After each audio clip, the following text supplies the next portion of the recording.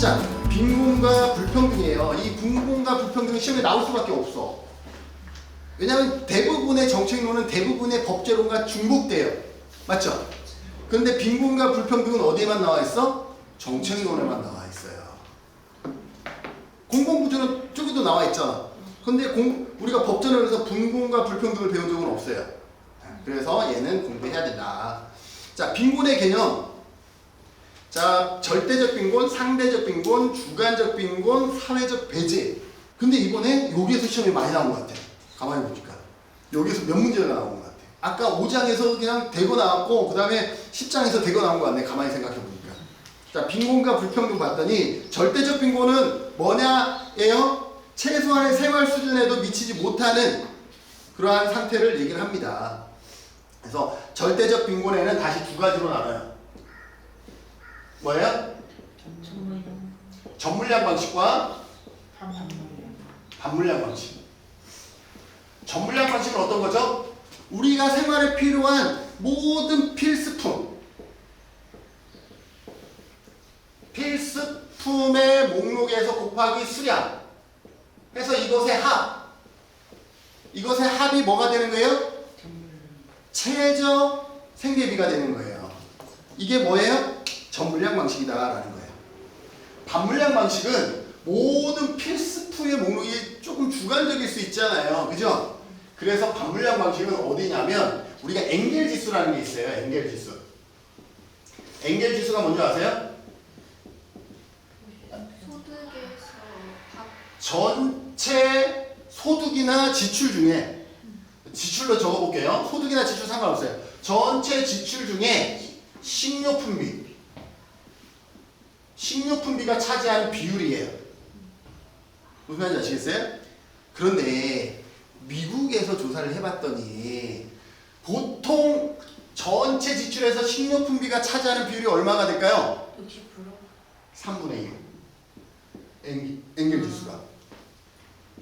자, 그러면 반물량 방식은 뭐예요? 여기 봤더니 최저식품, 그러니까 이게 식료품들을 얘기해요. 최저식품에 뭐를 곱한다 그랬어요? 엥겔 지수의 역수예요. 3분의 1의 역수니까 얼마? 3을 곱하는 거예요. 이렇게 해서 계산하는 것이 뭐다? 반물량 방식이에요. 그래서 여러분들은 최저식품의 엥겔 지수의 역을 곱한다라고 공부하시는데 한 번은 이렇게 나왔었어요. 그냥 풀어서. 엥겔 지수를 구했더니 3분의 1이다. 이런 식으로 나온 적이 있었던 거죠. 실제니까 이게. 그래서 이렇게 계산하는 것은 반물량 방식이다라는 거예요. 이게 복잡하고 이거. 우리는 2015년까지 우리는 뭘 중심으로 계산했냐면 절대적 빈곤 중에 전물량 방식으로 우리는 최저생계비를 계측하고 있었습니다. 그러다가 2015년 지나면서 우리가 바뀌었어요. 어떻게 바뀌었을까요? 상대적 빈곤으로 바뀝니다. 우리나라가. 절대적 빈곤에서 뭘로? 상대적 빈곤으로 바뀌어요.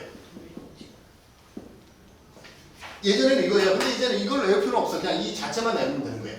자, 상대적 빈곤은 어떤 개념이냐? 거기 봤더니 한 사회의 전반적인 생활 수준을 반영하는 건데 뭐를 이용해서 한다 그랬어요? 소득이나 지출을 이용한 상대적 추정 방식이에요. 대표적인 방식이 또 옆에 뭐라고 되어 있어요? 중위소득이나 평균소득을 활용한대. 그럼 우리나라는 뭘 활용하고 있어요?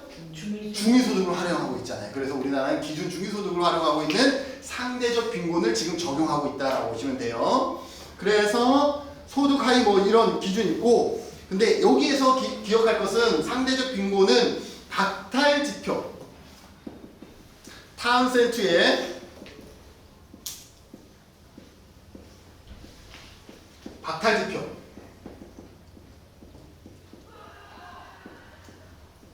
박탈지표 방식을 적용하고 있다는 걸 기억하세요. 그래서 타운센트의 박탈지표 방식하면 상대적 빈곤이고 여기에 어떤 소득이나 지출, 그 다음에 평균 뭐 소득이나 중위소득 이러한 단어가 나오면 뭐예요? 상대적 빈곤이다 라는 걸 기억하시면 돼요. 우리나라는 상대적 빈곤이다 라는 그 자체만으로도 시험에 나올 수가 있는 것이고, 자, 그 다음에 주관적 빈곤. 주관적 빈곤은 뭐냐 하면 물어보는 거 괜찮아요? 요즘 괜찮아요? 어때요? 경제 사정이 어때요? 물어보는 거예요. 그러면 사람마다 주관적으로 답이 다를 수가 있잖아요. 그것을 우리가 뭐라 그러냐면 라이덴 방식이라 그래요. 라이덴 방식.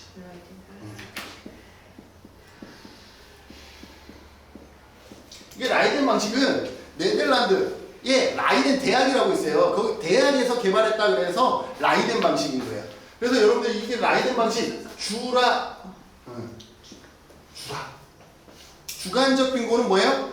라이덴 방식. 주라 이렇게 암기하는 것도 주빈. 그렇게 해도 괜찮겠다라는 거예요. 그리고 상대적 끈은 박탈이라는 거 기억하시고요. 그 다음에 사회적 배제. 사회적 배제는 뭐예요? 사회적 배제는 사회가 계속 다양하게 변해졌잖아요. 우리가 초등학교 왕따가 문제가 될 거라고 누가 생각했어요? 그죠? 왕따는 사회적 배제를 당한 거예요. 그런데 지금은 왕따가 문제예요? 지금 또 학교 폭력이 문제잖아요. 이렇게 사회가 변화되면서 그 안에서 어떤 사람들이 생겨요? 배제. 그 안에서 배제당하는 사람들이 생기는 거예요. 그래서 사회가 변화되면서 이러한 문제가 생기기 때문에 상당히 뭐예요? 동태적이고 역동적인 상황에서 발생한다는 거예요. 그래서 뭐예요? 사회적 배제는 상당히 동태적이면서 역동적인 환경을 설명하고, 사회적 배제가 학교에서만 있는 것이 아니고 다양한 곳에서, 어떤 사람은 이동권에서 사회적 배제를 당하고 있잖아요. 장애가 있는 사람은. 이것도 사회적 배제인 거예요. 그래서 사회적 배제는 뭐라고 얘기할 수 있어? 다차원적인 요인에서 발생할 수 있다. 어떤 사람은 문화에서, 어떤 사람은 소득에서, 어떤 사람은 교육에서, 그러한 다양한 차원에서 발생할 수 있는 게 뭐다? 사회적 배제다라고 보시면 돼요. 사회적 배제를 이런 빈곤이라고 얘기하기는 쉽지 않아요. 그런데 우리가 정책을 만들 때는요, 가장 많이 보는 게 어떻게 보면 사회적 배제죠. 장애인 이동권 보장을 위해서 학교 폭력 이것을 위해서 그래서 사회적 배제는 상당히 이런 것에 비하면 더 주관적인 것 같고 이런 느낌이 있지만, 우리가 정책을 만들 때에 더 많이 활용되는 것은 사회적 배제를 통해서 우리가 정책을 더 많이 만들어내는 것도 사실이다라고 보시면 되겠습니다. 이해되세요? 그래서 사회적 배제는 어떤 것이다? 다차원적인 요인에서 발생할 수가 있다는 거예요. 그래서 다차원적 접근으로서 빈곤에 대한 빈곤의 동태적 과정과 역동성에 초점을 맞춘다라는 거죠. 왜 사회적 배제가 되어지는지 그것에 대한 역동성에 우리가 초점을 맞춰서 그 문제들을 해결해 나가야 된다라는 것이죠. 그 다음에 빈곤의 측정, 이제 다 왔습니다. 빈곤을 측정하는 방법에는 빈곤율, 빈곤갭, 센지수가 있다. 빈곤율은 뭐냐면, 요게 기준선이라 그러면 가난한 사람이 얼마나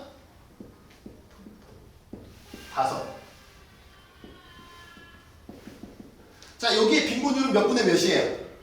10분의 5죠? 네. 여기는 몇 분의 몇이에요? 10분의 5예요. 전체 중에 빈곤선 이하에 있는 사람의 비율 10분의 5, 10분의 5 이 둘은 어때요? 비율이 같아요. 이게 빈곤율이에요. 빈곤갭은 뭐냐면 빈곤선 밑에 있는 사람의 소득을 여기까지 끌어올리는, 이거를 빈곤갭이라고 그래요. 얘는 빈곤갭이 작아. 빈곤율은 똑같은데 빈곤갭은 작아. 근데 얘는 똑같은 빈곤율은 10분의 5지만 빈곤갭은 커요. 그래서 뭐라고 되어 있냐면, 빈곤율은 빈곤 인구가 전체 인구에 차지하는 비율로서 빈곤층의 규모를 알 수 있어. 5. 이거는 규모를 알 수가 있는데, 얘는 빈곤갭은 뭘 알 수 있어? 얼마나 가난한지, 얼마나 어려운지 갭, 심도를 알 수가 있는 게 빈곤갭이에요. 그래서 빈곤갭은 하위소득 계층의 실제 소득과의 차이 정도를 나타내는 지표로서 빈곤의 심도, 얼마나 심각한지, 그래서 심도를 나타내는 것은 빈곤갭이다라는 것 시험에 나와요. 규모는 율, 심도는 갭, 센지수는 종합적으로 파악하는 것 정도 합시다. 이제 세 가지만 하고 마무리합시다. 진위계수 많이 들어봤죠? 네. 진위계수는 큰 게 좋은가 작은 게 좋은가 뭐 이런 얘기들이죠. 진위계수는 이렇게 그림을 그려서 여러분이 금방 그릴 수 있으니까, 밑에는 뭐냐 하면 누적 인구예요. 누적 인구예요. 누적 인구. 위는 누적 소득이에요. 자, 나한테 10만 원이 있는데 10사람에게 가장 공평하게 나눠주면 어떻게 나눠주는 거예요? 10만 원을 10사람에게. 예? 만 원씩 나눠주는 거죠. 그걸 그래프로 그리면 어떻게 되냐? 첫 번째 사람한테 얼마 줬어요? 만 원 줬죠. 그러면 그 다음에는 어떻게 그릴까요? 누적 인구니까 추가 한 사람, 두 번째 사람에게 얼마 줬어요? 만 원 줬죠. 그럼 어디? 이렇게 그려야 되나요?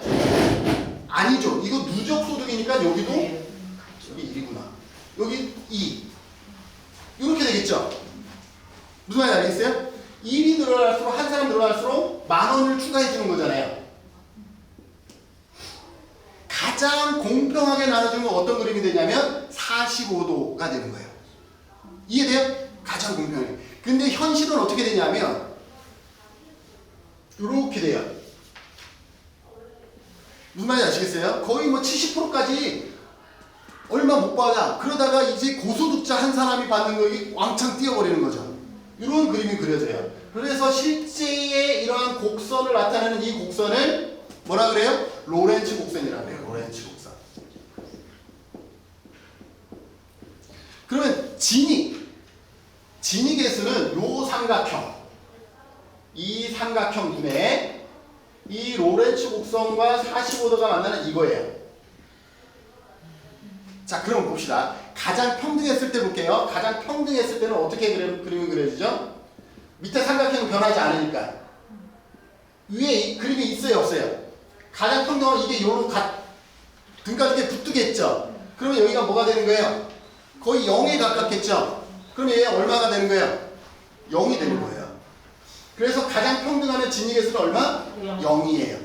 가장 불평등하면 그려볼까요? 가장 불평등하면 삼각형 밑에는 똑같아요. 삼각형. 위에는 가장 불평등하면 9번째 사람까지는 소득이 여기야. 점을 여기다 다 그리는 거야. 9번째. 10번째 뭐 하는 거예요? 다 가져가는 거예요. 그러면 뭐가 되냐면 이 삼각형이 되는 거예요. 가장 불평등한 경우. 삼각형분의 삼각형. 그럼 얼마가 돼요? 1. 그래서 진위계수는 가장 평등하면 0, 가장 불평등하면 1이 되는 거예요. 암기하지 마시고 그냥 확 그림을 그려버리는 게 훨씬 더 실수를 예방할 수 있다. 그럼 그렇게 되나요? 소득 불평등을 측정하는 진위계수로 로렌츠 곡선에서 노출하고, 로렌츠 곡선은 인구 누적 비율과 소득 누적 비율의 대응점. 맞죠?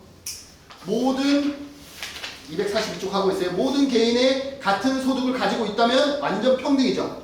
로렌츠 곡선은 어떻게 돼요? 45도 대각선이 된다는 거예요. 완전 평등한 로렌츠 곡선이 45도가 됐었죠. 불평등할수록 로렌츠 곡선은 어떻게? 우하향 이거예요. 오른쪽 하향, 우하향, 배불뚝이가 된다라는 거죠. 완전한 소득 불평등의 상태가 되면 로렌츠 곡선은 수직선의 형태가 되고 직각.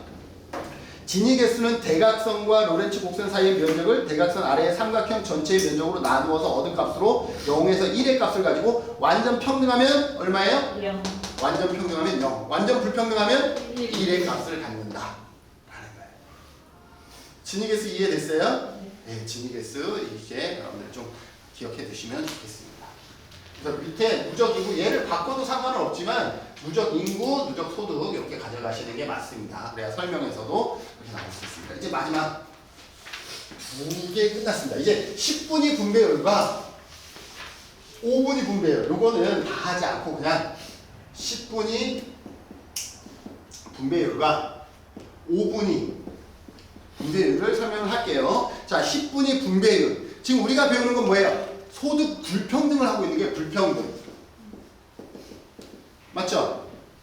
자, 10분위 분배율은 둘 중에 커요, 작아요? 숫자가 크죠? 10분위는 클수록 좋은 거. 5분위는 작을수록 좋은 거. 시험이 이렇게 나왔었어요, 진짜로. 그래서 그 10분위 분배율 맨 마지막에 보면 10분위 분배율이 커질수록 소득 분배가 평등하다. 왜? 좋은 거니까 평등하다. 이게 시험에 이렇게 나온 거예요. 그럼 5분위 분배율을 볼까요? 맨 밑에 봐요. 배율 값이 클수록 소득 분배가 불평등. 반대로 얘기하면 작을수록 소득 분배가 평등하다. 그래서 5분위 분별은 작을수록 좋은 거, 10분위 분별은 클수록 좋은 거, 아니면 여러분들이 10분위 분별은 클수록 평등한 거, 5분위 분별은 작을수록 평등한 거, 이렇게 암기하셔도 되겠죠. 그래서 10과 5의 숫자를 여러분들이 잘 기억해서 10분위는 클수록 좋은 거, 5분위는 작으니까 작을수록 좋은 거, 이렇게 암기하셔야 돼요. 여기에 계산식이 있는데 계산식 하나만 설명해 볼까요? 설명하기를 바로 기다렸구나. 그럼 얘기해야죠. 자, 10분위 분배는 이 계산식은 어차피 여러분들 기억해야 되는 거니까 상위 20%, 상위 20%에 하위 40이죠. 네. 그런데 여러분들의 머릿속에 여러분들 조금만 수학적 그 지식이 있다면 10분위 분배율은 뭐라 그랬어요? 클수록 좋은 거라 그랬지? 네. 클수록 좋다라는 것은 뭐냐면 하위 소득이 위로 올라간다는 거야. 이건 불평등에 관한 것이기 때문에 그래서 하위 소득이 위로 가야 클수록 좋은 게 나올 수 있어요. 자, 그럼 이 식이 헷갈리면 상위와 하위는 그렇게 해서 여러분들이 정하면 되는 거고. 자, 봅시다. 자, 가장 평등한 건 뭐예요? 상위랑 하위가 똑같이 10,000원씩 다 가져가는 거라 그랬죠? 네. 그러면 하위 20%는 20,000원을 가져가요. 그죠? 네. 하위 40%도 똑같이 가져가니까 40,000원 가져가죠? 네. 가장 평등한 건 뭐예요? 2예요. 여기 보면 배율은 완전 불평등 0, 완전 평등 2 적혀 있죠? 네. 그래서 완전 평등하면 2예요. 그럼 완전 불평등하면 뭐냐면 하위가 0인 거죠. 네. 하위를 안 받아가지고 상위가 다 가져간 거잖아요. 네. 그러면 뭐가 되느냐? 10분의 0이 되는 거예요. 네. 그럼 뭐가 돼요? 0. 그래서 완전 불평등은 0, 완전 평등은 2가 되는 거예요. 그래서 이게 0과 2가 나오는 거예요. 그 관로에 보면. 이해돼요? 그 다음에 5분위 분별도 그런 식으로 계산해 보면 5분위는 작을수록 좋다라고 했잖아요. 작을수록 좋으려면 하위 소득이 밑으로 가야 돼. 이해돼요? 그래서 하위 20%분의 상위 20%예요. 맞죠? 네. 자, 그러면 완전 평등하면 둘 다 똑같은 금액을 가져가는 거죠. 그럼 얼마가 돼요? 2분의 2야. 그럼 얼마가 돼? 1이 돼요. 완전 불평등 볼까요? 불평등은 상위가 다 가져가는 거죠. 네. 그래서 0분의 10이야. 0분의 10은 이걸 뭐라 그러냐면 무한대라고 해요. 그죠? 이거 10이 아니라 이게 작기 때문에 얘는 무한대로 커지는 거예요. 그래서 뭐라고 되어 있을까요? 네. 완전 평등 사회적 배율값은 이거 잘못됐어요. 완전 평등의 사회적 배율값은 뭐? 1. 완전 평등은 이거잖아요. 1로 바꿔주세요. 네. 완전 평등은 1이고 완전 불평등할 때의 배율은 무한대. 이렇게 가시면 되겠습니다. 이해되셨어요? 네. 이제 질문. 다 끝났습니다. 질문.